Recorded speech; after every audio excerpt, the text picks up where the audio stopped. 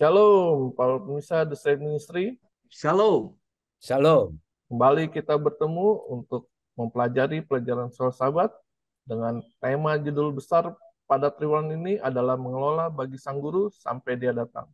Dan kita akan mempelajari pelajaran yang ketiga dengan judul kontrak membeli perpuluhan. Dan kita akan mempelajarinya hari demi hari. Sebelumnya kita akan berdoa. Kami minta Pak Tobing untuk berdoa. Silakan. Kita berdoa. Ya Allah Bapa di surga, urapilah kami dengan Roh Kudus-Mu ketika kami belajar firman Tuhan bersama pemirsa The Save Ministry, agar kami mendapatkan pengertian yang benar dan Engkau juga memberikan kuasa kepada kami, bukan hanya sebagai pembelajar tetapi juga pelaku firman. Terpujilah nama-Mu Tuhan, dalam nama Yesus kami berdoa. Amin. Amin. Baik, kita akan mempelajari pelajaran minggu ini dan kami minta Pak Tobing untuk menjelaskan apa saja yang akan kita pelajari, Pak.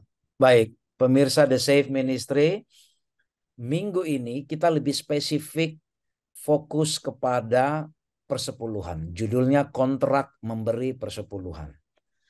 Di Malaki 3 ayat 10 sebagai ayat hafalan saya bacakan, bawalah seluruh persembahan persepuluhan itu ke dalam rumah perbendaharaan, supaya ada persediaan makanan di rumahku, dan ujilah aku, firman Tuhan semesta alam, apakah aku tidak membukakan bagimu tingkap-tingkap langit dan mencurahkan berkat kepadamu sampai berkelimpahan. Pemirsa The Save Ministry, kita menyadari ada banyak kontroversi, ada banyak pengertian yang berbeda terhadap konsep persepuluhan. Ya, banyak sekarang pengertian yang berkembang dan kita tidak mau melakukan judgment atau menghakimi terhadap semua pengertian yang ada. Namun kita sebagai anggota bagian dari organisasi Gereja Masihat Venari ke-7, kami dari para panelis The Save Ministry mengajak kita agar kita memiliki pengertian yang sama seperti yang diuraikan di dalam pelajaran sekolah sahabat kita minggu ini. Ada pihak yang mengatakan bahwa konsep persepuluhan itu sudah tidak berlaku. Ada juga yang mengatakan masih berlaku. Ada banyak kontroversi yang mengatakan karena dulu itu hanya berlaku kepada orang tertentu, yaitu kepada imam dan suku Lewi, di mana suku Lewi adalah orang-orang yang secara garis keturunan memang sudah diasingkan untuk pelayanan di bait suci, dan mereka berhak untuk mendapatkan itu. Dan kita tahu bahwa orang suku Lewi juga membagikan persepuluhan dan persembahan itu kepada orang-orang miskin, janda-janda, orang miskin yang ada di sekitarnya.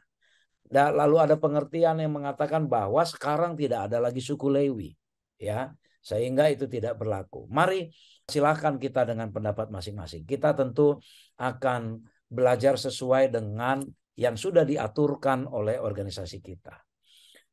Riwayatnya kalau kita perhatikan bahwa dulu ketika Abram, ya, masih bernama Abram di Kejadian 14, ya, dia melakukan misi penyelamatan terhadap Lot karena Lot disandra, ya, disandra oleh kerajaan Sodom. Pendek cerita, Abram berhasil mengalahkan Raja Sodom. Lalu sebagai etika perang pada saat itu, ya, bangsa yang dikalahkan itu ya harus menyerahkan hartanya semua, ya, kepada bangsa yang mengalahkan. Lalu diberikanlah oleh Raja Sodom, ya, sebagai persembahan kepada Abram. Ya, ini sebagai, ya, ini sama saja seperti harta rampasan perang. Abram dikatakan tidak menolak pemberian itu, tapi justru dia memberikan 1/10 dari semua yang dia miliki kepada Melkisedek. Siapa Melkisedek ini? Seseorang yang tidak diketahui asal usulnya. Ya, seseorang yang tidak diketahui asal usulnya, yang kita tidak tahu, dan ini bukan orang Lewi, ya. Tapi dia mendapat 1/10, dan ternyata, ya, Melkisedek ini dianalogikan sama seperti Kristus yang bukan dari garis keturunan Lewi, ya, yang bukan dari garis keturunan Lewi. Nah, jadi dari situlah akhirnya praktek persepuluhan itu berjalan. Demikian juga Musa. Bahkan di Ulangan 14 ayat 22 sampai 23 dikatakan bahwa haruslah engkau benar-benar mempersembahkan 1/10 dari seluruh hasil benih yang tumbuh di ladangmu. Jadi praktek ini Pak Simon dan pemirsa The Save Ministry bukan hanya dipraktekkan oleh Abraham, Musa juga mempraktekkan itu. Nah, dalam 1 minggu ini kita akan mempelajari apa sih 1/10 itu secara jumlah, berapa 1/10 itu, gitu ya. Lalu di mana rumah perbendaharaan itu sekarang? Lalu zaman sekarang untuk apa tujuannya memberi persepuluhan, ya kan? Lalu bagaimana menghitung 1/10 itu, ya? Kalau kita karyawan seperti apa? Kalau kita pebisnis seperti apa?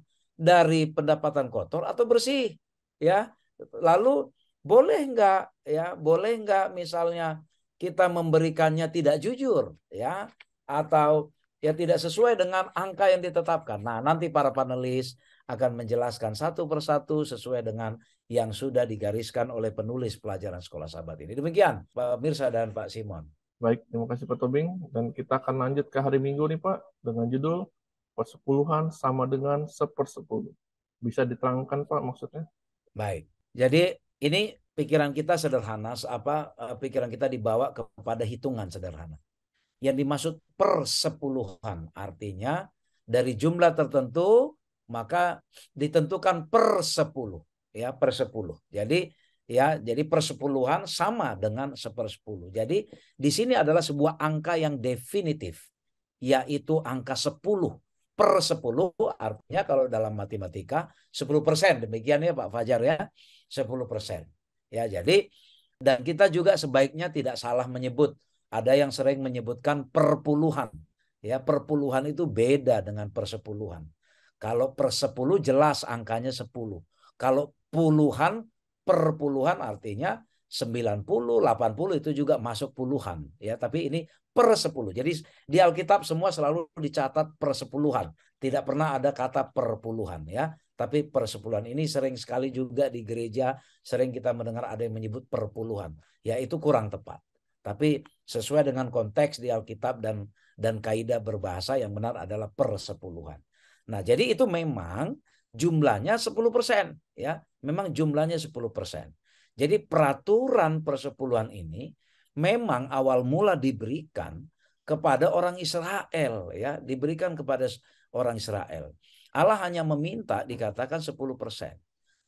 Jadi ketika kita memberikan 1/10 atau 10%, apakah cukup Pak Simon? Dikatakan bahwa persembahan syukur kita masih terpisah lagi dari itu. Aduh, Pak Fajar, Pak Simon, pemirsa, kok banyak banget sih pungutannya? Mungkin kita berpikir begitu ya. Ada persepuluhan, ada lagi persembahan. Ternyata beda. Ya, persepuluh ya adalah ya 1/10 dari penghasilan kita bawa ke rumah perbendaharaan Tuhan. Untuk apa? Di pelajaran sebelumnya panelis Saudara Fajar mengatakan ini adalah bukti iman kita mengakui Allah sebagai pemilik. Ya, itu bukti iman kita mengakui Allah sebagai pemilik. Lalu kita tentu sudah mendapat banyak berkat Pak Simon. Banyak berkat itu kembali, kata banyak itu sesuai dengan ukuran yang Tuhan sudah berikan kepada kita masing-masing. Ya, kita tidak boleh bandingkan diri kita dengan orang lain. Ya, tidak boleh bandingkan diri kita dengan orang lain. Masing-masing kita diberi banyak berkat, masing-masing. Maka sebagai orang yang menerima berkat, sudah tentu pantaslah kita berterima kasih Pak Simon dan pemirsa The Save Ministry. Itulah kita perlu membawa persembahan sebagai tanda syukur kita. Itu yang disebut persembahan syukur. Jadi ini tentu adalah dua hal yang berbeda. Baik, ya jadi tadi seperti kita katakan, praktek ini sudah dilakukan sejak zaman dulu, baik oleh Melkisedek ya maupun di zaman Kristus. Mungkin ada yang bertanya, nggak perlu lagi itu kan untuk perjanjian lama. Oke, mungkin konsep sederhananya adalah apakah kita di konsep di perjanjian baru tidak perlu memperkokoh iman kita, mengakui bahwa Allah adalah sebagai pemberi. Apakah kita yang hidup di perjanjian baru tidak perlu menyatakan rasa syukur kita? Ya, tentu kita tetap perlu menyatakan rasa syukur, tetap perlu memiliki komitmen iman, ya komitmen iman yang mengatakan, yang mengakui bahwa Allah adalah pemilik. Ini hanya Musa, hanya Abram, hanya Melkisedek. Bukan ya, Yakub juga Pak Fajar, pada waktu Yakub lari dari kejar-kejarannya Esau, dia bermimpi dan melihat malaikat turun naik. Lalu ketika dia berhasil mendapatkan berkat dari Allah. Lalu apa dia katakan di Kejadian 28 ayat 21-22? Dikatakan Tuhan akan menjadi Allahku dan seterusnya. Lalu ada kalimat berikut, dari segala sesuatu yang engkau berikan kepadaku akan selalu kupersembahkan 1/10 kepadamu. Jadi Yakub pun menjalankan ini, menjalankan ini. Bukti bahwa dia sudah diberkati, bukti bahwa dia sudah mendapatkan berkat, maka dia membawa 1/10. Di minggu sebelumnya ada pertanyaan Pak Simon kepada panelis Saudara Fajar. Apakah kita ini memberi 1/10 supaya mendapat berkat? Kita balik. Bukti kita sudah mendapat berkat, kita membawa 1/10. Demikian. Jadi itu pelajaran yang kita boleh dapatkan di pelajaran hari ini Pak Simon. 1/10 itu sebuah angka definitif, angka yang fix 10% dari semua penghasilan yang kita peroleh. Dan ini kita berikan sebagai bukti pengakuan kita kepada Allah sebagai pemberi segala sesuatu. Dan kalau kita mau bersyukur, silakan bersyukur melalui persembahan syukur. Dan ini semua, ini praktek ini, walaupun diawali di perjanjian lama, namun ini adalah praktek yang masih juga baik diterapkan hingga saat ini. Demikian Pak Simon. Baik, terima kasih Pak Tobing. Saya ada pertanyaan nih Pak. Kan dibilang di sini persepuluhan sama dengan 10-10. Dan jika kita memberi kurang dari itu, apakah salah Pak? Bisa tolong dijelaskan? Baik, jadi mungkin lebih detail nanti secara angka-angka, lalu bagaimana nanti di pelajaran hari berikutnya nanti ada dijelaskan. Namun kalau kita kembali ke sini, ketika Allah mengatur kata 1/10 dan sudah dipraktekkan oleh para pahlawan rohani kita di zaman perjanjian lama dulu sudah dijelaskan. Dan memang angka yang disebut adalah 1/10. Jadi kalau ditanya apakah salah, artinya sesuatu mari kita lakukan sesuai dengan angka atau ukuran yang Tuhan berikan. Tapi ketika nanti dalam prakteknya kita punya kelemahan, kita punya kekurangan dalam perhitungan, mungkin ada yang lepas dalam perhitungan kita, itu adalah otoritas Allah menjadi hakim bagi kita. Tentu Allah berbelas kasihan. Kalau oleh karena keterbatasan kita kurang mampu dalam menghitung semua transaksi yang kita alami selama periode tertentu, Allah yang berbelas kasihanlah yang akan memperhitungkannya kepada kita. Demikian Pak Sip. Baik, terima kasih Pak Tobing. Dan kita akan ke hari Senin dengan judul Di Manakah Rumah Perbendaharaan Itu? Dan kami minta Pak Fajar untuk menjelaskannya. Iya, Pak Simon, ini pembahasan kita semakin menarik ya setelah panelis Saudara Elvin memberikan penjelasan secara rinci tentang persepuluhan dan persembahan dan dasar-dasar bagi kita mengapa kita mesti mengembalikan persepuluhan dan memberikan persembahan sebagai rasa syukur kepada Tuhan. Nah, sekarang pertanyaannya, di manakah rumah perbendaharaan itu ya? Nah, ini menyangkut di dalam ayat Malaki 3 ayat yang ke-10. Bawalah seluruh persembahan persepuluhan itu ke dalam rumah perbendaharaan. Wah, pertanyaannya, di mana rumah perbendaharaan ini? Nah, pada zaman dulu, bangsa Israel, mereka mengenal rumah perbendaharaan itu sebagai bait suci. Bait suci, tabernakel, kemudian mereka membangun rumah ibadah gitu ya. Rumah ibadah, bahkan Raja Salomo membangun bait suci secara permanen yaitu di Yerusalem. Nah, inilah yang dinamakan rumah perbendaharaan. Dan seringkali bangsa Israel itu selama 1 tahun mengadakan perayaan, mereka datang ke Yerusalem yaitu pada waktu hari raya Paskah, hari raya Pentakosta, bahkan pada waktu hari raya Tabernakel. Dan mereka membawa persepuluhan dan persembahan. Nah, sekarang setelah mereka membawa persepuluhan dan persembahan itu di Yerusalem atau rumah perbendaharaan ini, maka seluruh suku-suku Lewi ini kan kepada suku-suku Lewi supaya mereka memperoleh memperoleh satu pendapatan, penghasilan supaya mereka bisa menghidupi untuk kaum keluarga mereka masing-masing. Jadi sangat penting sekali bagaimana distribusi persepuluhan dan persembahan yang dikumpulkan seluruh bangsa Israel ini untuk menopang rumah Tuhan. Nah, di dalam rumah Tuhan itu banyak sekali pegawai-pegawai yang datangnya dari suku Lewi. Mereka juga mesti harus dapat menikmati kehidupan. Jadi kehidupan mereka itu benar-benar ditopang sendiri oleh suku-suku yang lain dari Ruben sampai dengan Benjamin, Manase, Efraim ya. Dan pada zaman sekarang kita sebagai gereja masih Advent hari ke-7 sudah menetapkan satu conference lokal, daerah misi maupun uni gereja-gereja sebagai rumah perbendaharaan atas nama Gereja Sedunia. Jadi Pak Simon dan pemirsa The Safe Ministry, kalau kita bertanya di manakah rumah perbendaharaan untuk saat ini adalah rumah perbendaharaan kita itu adalah gereja itu sendiri ya. Ada konfren, ada uni, dan semua persepuluhan dan persembahan yang dikolek itu yang dikumpulkan di seluruh masing-masing gereja yang diberikan oleh seluruh anggota jemaat di seluruh dunia dikumpulkan ke masing-masing, kemudian didistribusikan. Alurnya adalah dari gereja, kemudian masuk ke konfren atau daerah gitu ya, kemudian dari konfren naik ke uni, kemudian dari uni didistribusikan dengan persentase khusus masuk ke mana divisi, kemudian dari divisi ke general conference. Dan kemudian itu didistribusikan kembali untuk membantu pekerjaan Tuhan di seluruh dunia. Sehingga kita bisa melihat kehidupan mereka itu dapat boleh tercukupi. Khususnya para pekerja-pekerja yang ada di konfren, di daerah, ataupun di divisi maupun di GC ya. Dan seluruh pelayanan, pekerjaan Tuhan itu benar-benar ditopang oleh persepuluhan dan persembahan yang kita berikan di gereja kita. Demikian Pak Simon dan pemirsa The Safe Ministry. Terima kasih Pak Fajar atas penjelasannya. Dan mungkin ada para pemirsa nih yang ingin bertanya, jika Ya. kita memberikan persepuluhan kepada gereja lain yang bukan Advent, apakah itu disalahkan, Pak? Bisa dijelaskan? Wah, itu. Oke, menarik sekali nih.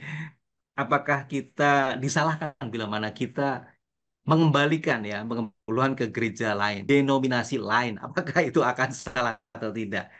Nah, kita sebagai anggota gereja ya, dan kita juga lihat seperti halnya bangsa Israel.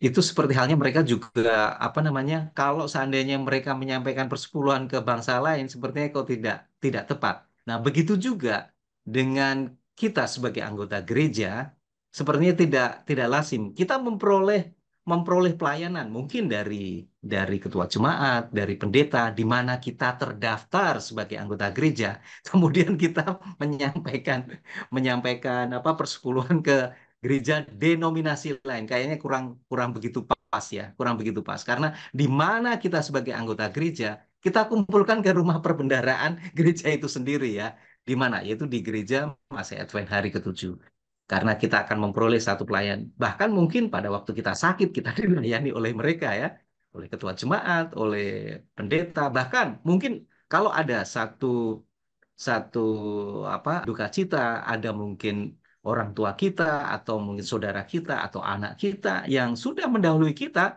maka pelayanan mereka itu yang gereja Masih Advent hari ke-7 yang akan bertindak untuk melayani kita, bukan gereja lain. Demikian Pak Simon dan pemirsa The Safe Ministry. Baik, terima kasih Pak Fajar. Dan kita akan lanjut nih ke hari Selasa dengan judul tujuan pemberian persepuluhan. Apa yang dimaksud dengan ini? Kami minta Pak Tobing untuk menjelaskan.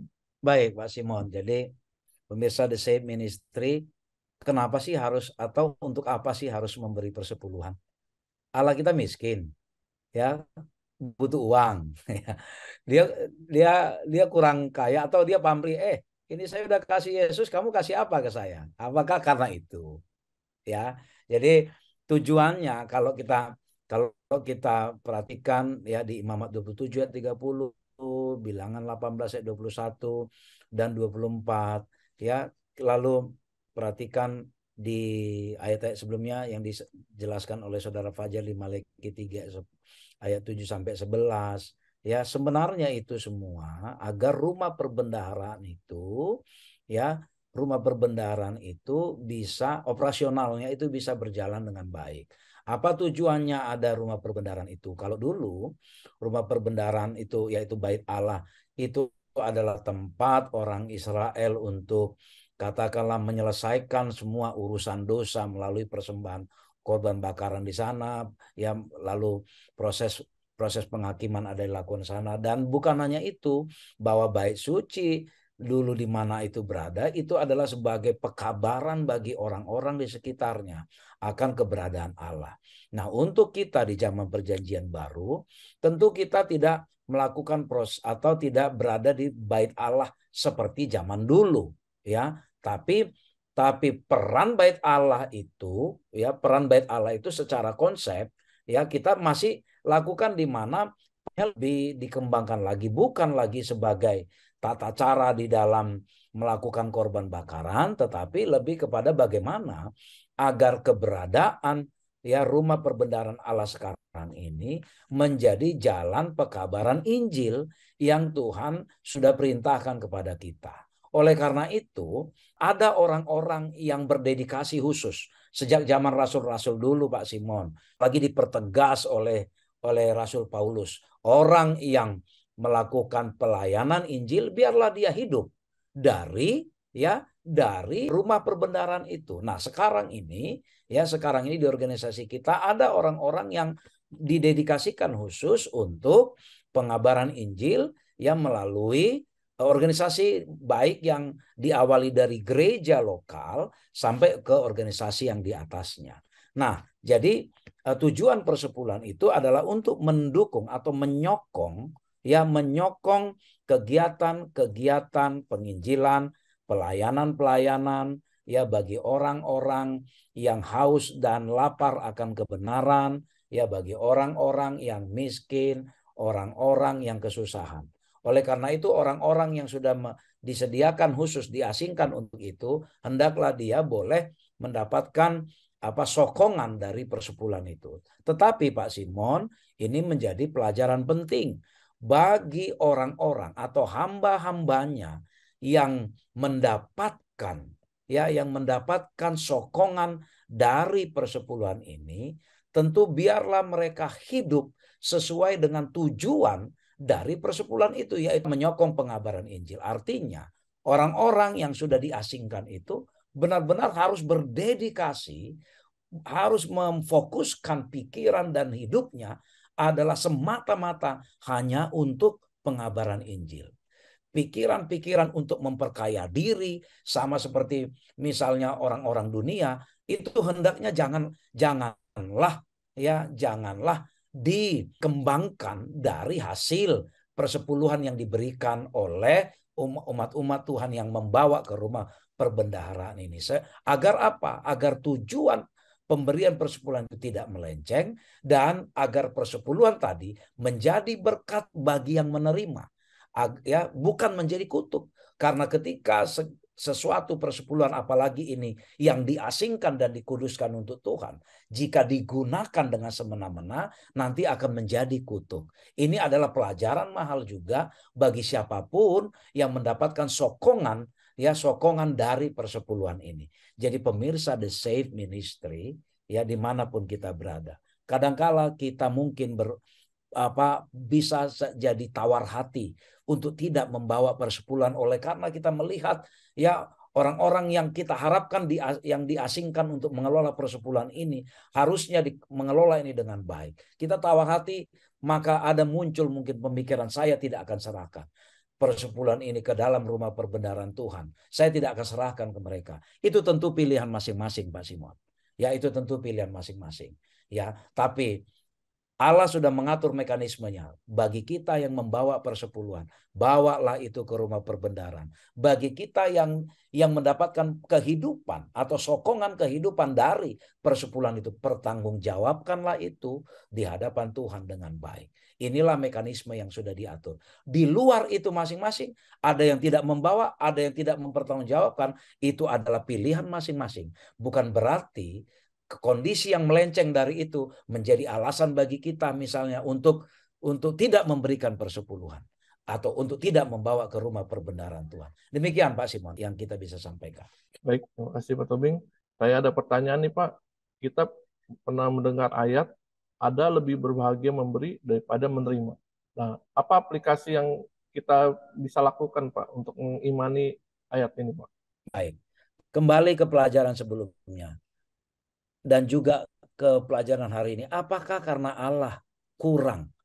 Apakah karena Allah miskin sehingga dia menuntut-nuntut persepuluhan dan persembahan? Allah pemilik segala sesuatu. Tapi dikatakan ketika kita melatih kebiasaan memberi, di situ kita akan merasakan betapa indahnya Tuhan memberkati kita. Karena apa? Allah sendiri sudah memberikan anaknya, bukan hanya alam semesta, tapi anaknya sendiri langsung diberikan. Itu makanya Allah mau melatih kita agar kita membiasakan diri untuk menjadi pemberi daripada hanya penuntut agar menerima.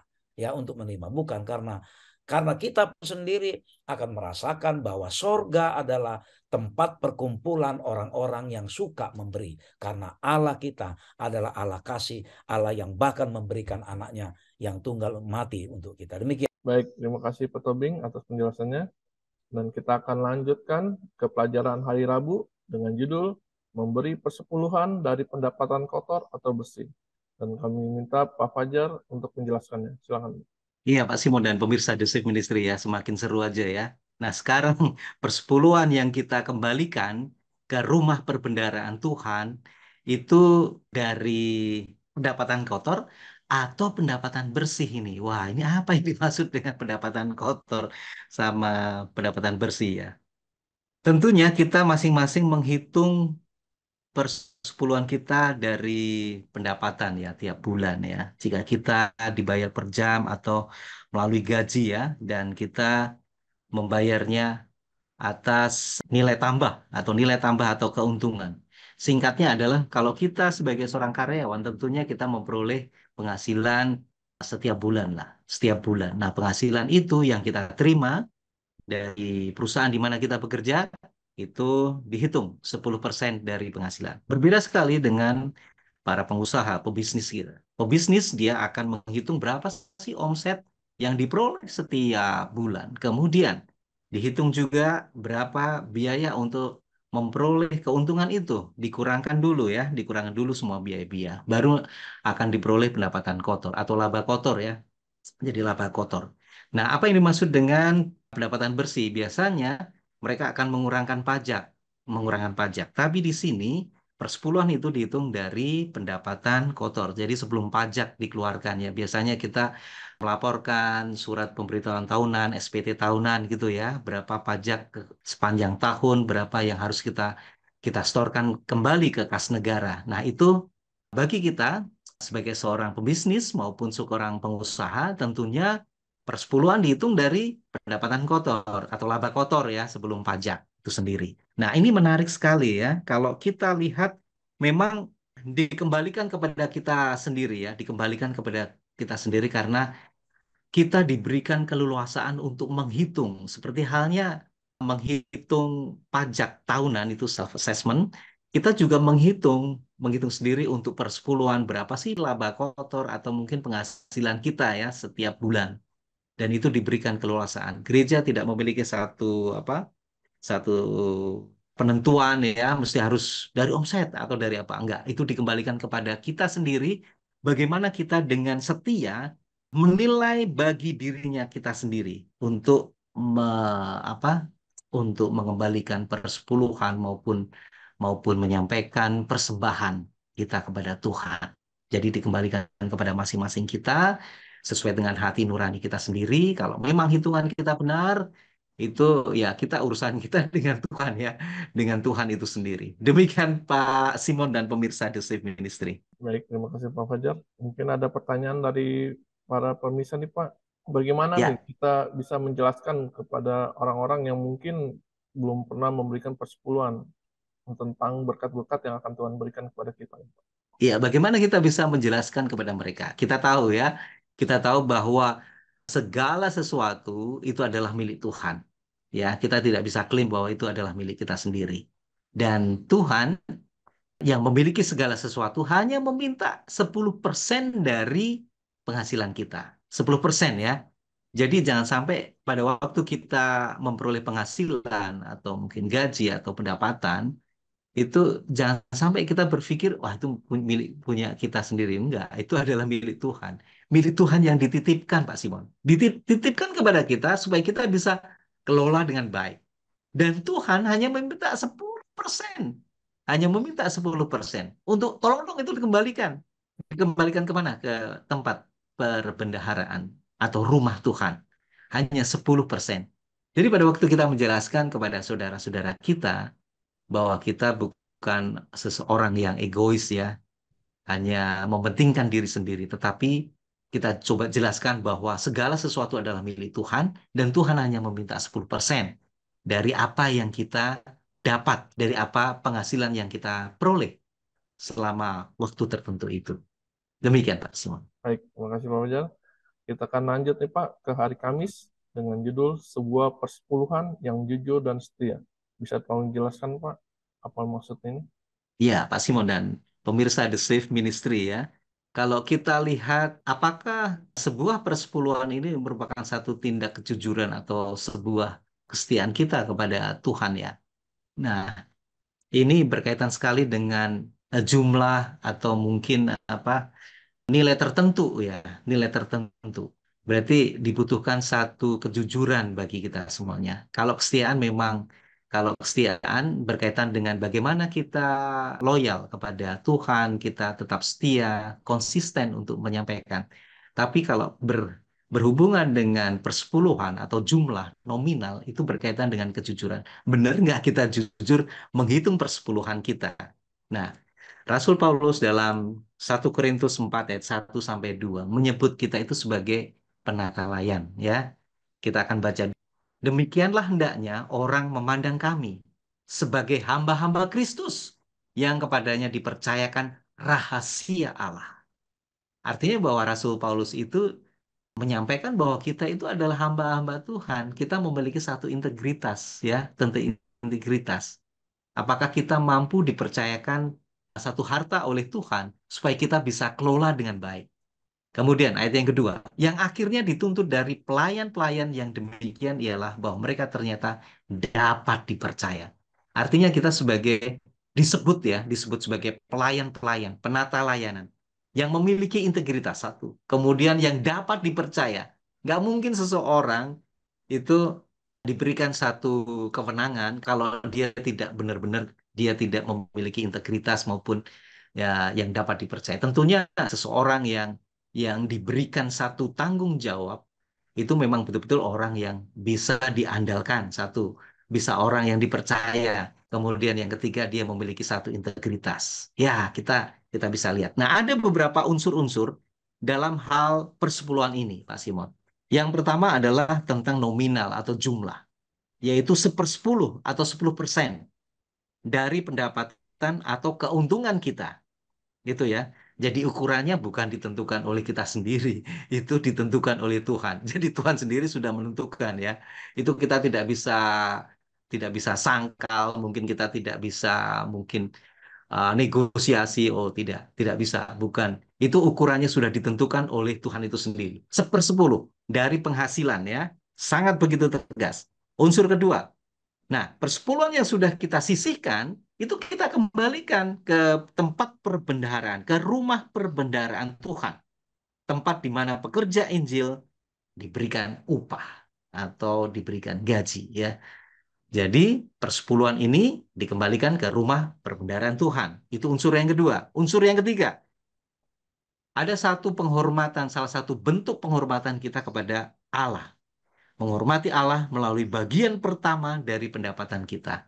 Jadi seluruh pendapatan kita, penghasilan kita, sebagai wujud penghormatan kita, kita sisihkan terlebih dahulu. Ini memang milik Tuhan. Kita tidak bisa kotak-atik. Kalau misalnya kita mendapatkan 100%, ya 10% ini adalah milik Tuhan. Kita nggak bisa kotak-atik. Kita hanya bisa gunakan 90%. Bahkan dari 90% itu pun sebagai rasa syukur cinta kasih kita kepada Tuhan, kita sisihkan kembali berapa persen dari 90% itu kita berikan kepada Tuhan sebagai rasa syukur ya, rasa cinta kasih kepada kita. Nah, kalau kita lihat di sini 4 unsur ini, 4 unsur yang ada di dalam persepuluhan. Yang unsur yang keempat yang belum saya sebutkan digunakan untuk tujuan yang benar. Jadi persepuluhan ini digunakan untuk tujuan yang benar, yaitu menopang pelayanan, membantu pekerjaan Tuhan yang baik lokal maupun di seluruh dunia. Besarnya berapa? Besarnya adalah 10%. Jadi di sini bahwa ada satu ketegasan bahwa persepuluhan itu adalah milik Tuhan, ya, sangat tegas sekali. Persepuluhan 10% itu adalah milik Tuhan dan kewajiban kita harus mengembalikan ke tempat perbendaharaan Tuhan. Dan ini dibutuhkan satu kejujuran bagi kita semuanya, ya, dibutuhkan satu kejujuran dan kita dapat dipercaya dan kita memiliki satu integritas.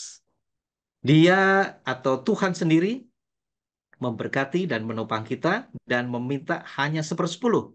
Dan kemudian dia menggunakan persepuluhannya untuk menyokong mereka yang berada dalam pelayanan. Sama seperti dia lakukan untuk suku Lewi selama masa-masa bangsa Israel. Demikian Pak Simon dan pemirsa The Safe Ministry. Terima kasih Pak Fajar untuk penjelasannya. Dan mungkin ada para pemirsa yang ingin bertanya nih Pak, jika kita sudah memberikan Ya. dengan jujur dan dengan setia, cuman setelah kita memberikan di rumah pembenaran itu pemakaiannya tidak bagus Pak. Gimana cara Ya. menanggapi tentang masalah itu Pak?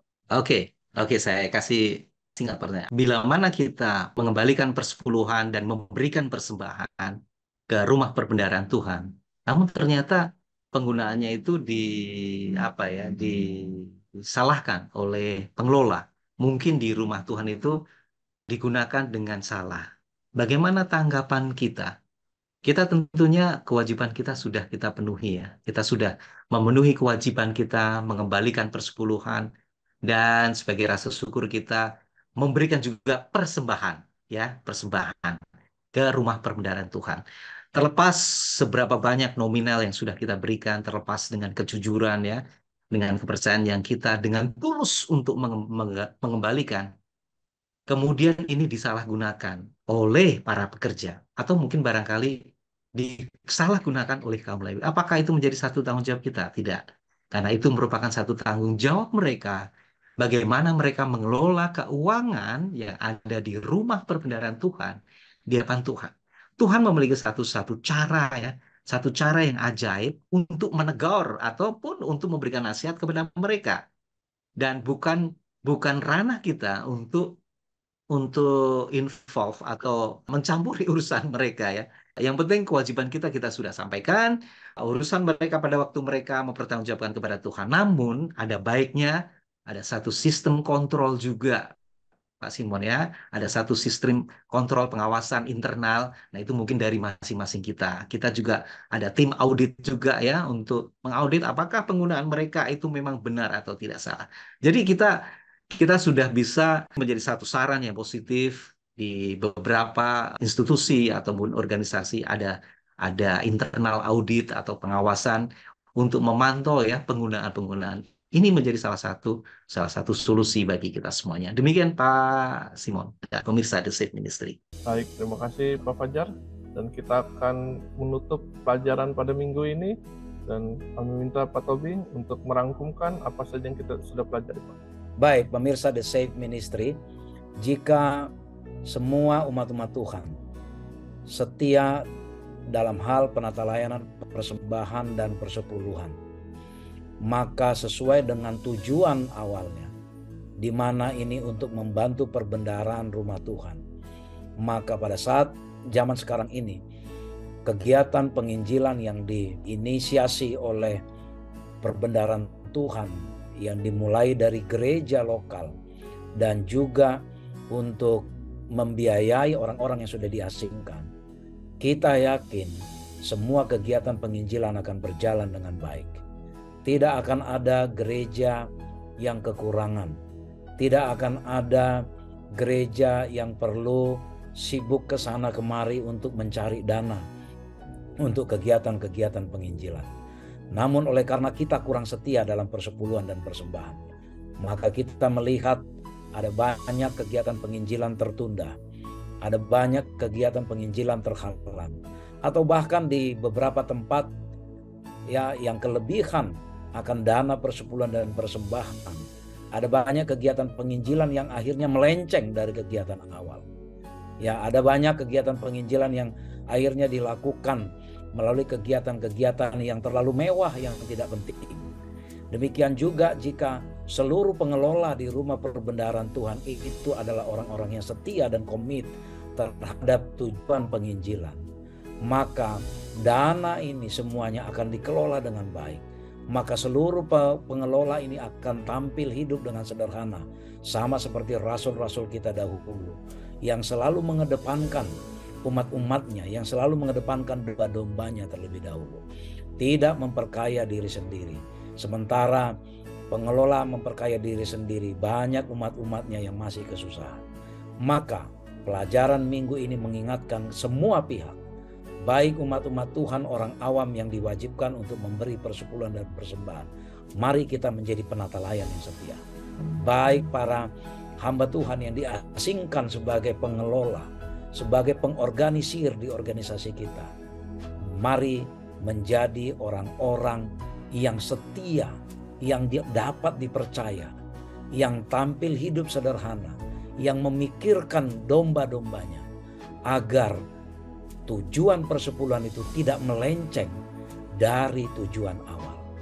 Dengan demikian, maka konsep persepuluhan ini benar-benar menjadi pengikat kita, yang selalu menghubungkan hati kita bahwa Allah adalah pencipta kita, dan persembahan akan menjadi pengikat kita agar melatih kita bersyukur kepada Tuhan sebagai oknum, sebagai pemilik yang telah memberikan berkat kepada kita. Bukankah kita harusnya mengakui Allah sebagai pencipta, dan bukankah kita harusnya bersyukur kepada Tuhan oleh karena Tuhan telah memberi berkatnya? Itu kembali kepada keputusan kita masing-masing. Kiranya Tuhan memberkati kita.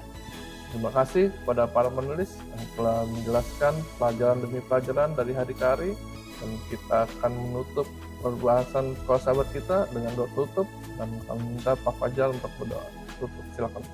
Terpujilah namamu Tuhan kekal untuk selamanya. Terima kasih atas pelajaran yang terbaik.